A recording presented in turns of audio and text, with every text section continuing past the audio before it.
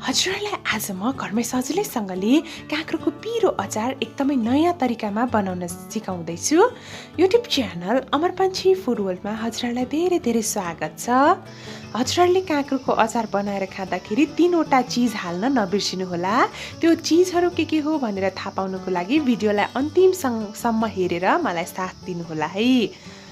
एकदमै स्वादिलो तरिकामा सजिलो तरिकामा म बनाउन सिकाउँदैछु। आजको रेसिपी 3 जनाको लागि बनाउन जाँदैछु। मैले मिडियम साइजको ताजा काँक्रो एउटा लिएँ, उसिनेको आलु 3वटा लिएँ, लप्सी उसिनेको वाला 5वटा लिएँ, साथसाथै रातो खुर्सानी वा हरियो खुर्सानी 4वटा लिनुहोला।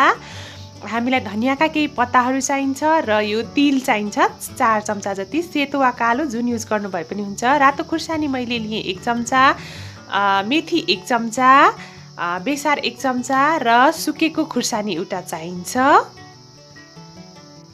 साथसाथै हामीलाई चाहिने भनेको नुन स्वाद अनुसार मैले चाहिँ आधा चम्चा लिएँ, कसुरी मेथी र तेल चाहिन्छ हामीलाई 4 चम्चा जति।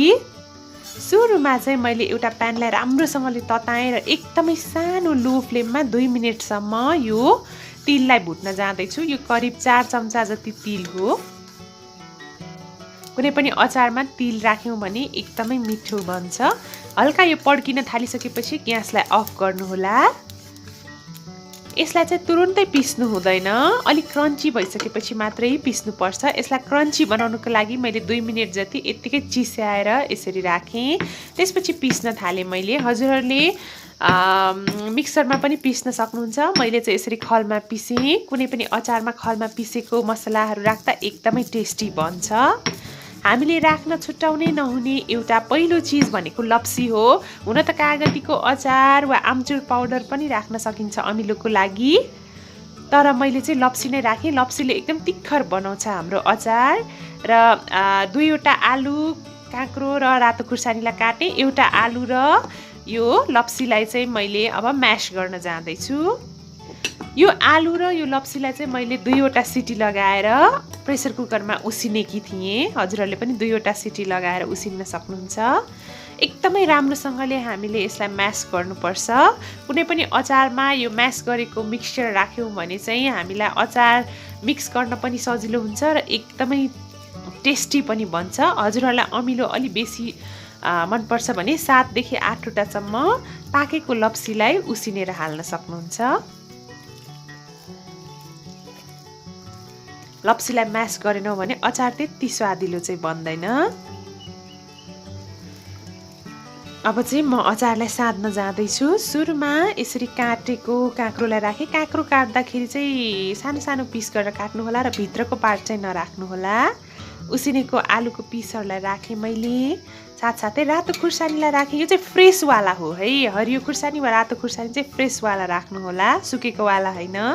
हामीले राख्नै पर्ने चिज अर्को दोस्रो चिज भनेको कसुरी मेथी हो। आधा चम्चा राखेँ। स्वादअनुसार नुन राख्नुहोला र रातो खुर्सानी पनि मैले आधा चम्चा राखेँ र यसरी तिलको मिक्सचरलाई पनि राखेँ, जसलाई चाहिँ मैले पिसेकी थिएँ। त्यसपछि यो लप्सी र आलुको म्यास गरेको मिक्सचरलाई पनि राखेँ। अब भने मैले तेल राम्रोसँगले तताएँ। हजुरहरूले सकेसम्म तोरीको तेल युज गर्नुहोला, छैन भने जुन तेल युज गर्नु भए पनि हुन्छ।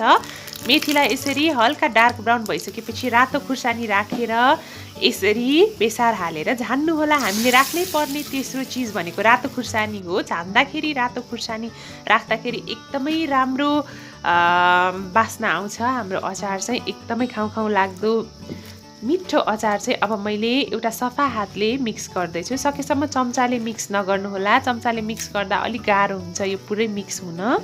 रातो खुर्सानी चाहिँ झान्न नबिर्सिनु होला। एकदमै विशेष फ्लेभर दिन्छ रातो खुर्सानीले। यो अचार खाना, रोटी, नान, परोठा, चिउरा जेसँग खानु भए पनि हुन्छ। हजुरहरूले थोरै पानी हालेर मिक्स गर्न सक्नुहुन्छ यदि सुक्खा भयो भने। हजुरहरूलाई म सर्भ गरेर पनि देखाउँछु र टेस्ट गरेर पनि देखाउँछु है त। आजको रेसिपी हजुरहरूलाई कस्तो लाग्यो? मन पर्यो भने भिडियोलाई लाइक, कमेन्ट र सेयर गर्न नबिर्सिनुहोला। साथै मेरो च्यानल अमर पान्छी फुड वर्ल्डलाई सब्सक्राइब गरिदिनुहोला। र अब चाहिँ म टेस्ट गरेर पनि देखाउँछु है त हजुरहरूलाई कस्तो बन्यो भनेर, अनि म भन्छु। वाउ, हेर्नुहोस् है। एकदमै मिठो बनिसकेको छ। Thank you so much for watching. आफ्नो किचनमा जरुर एकचोटि ट्राई गर्नुहोला। Happy cooking to all of you. Happy Dashain.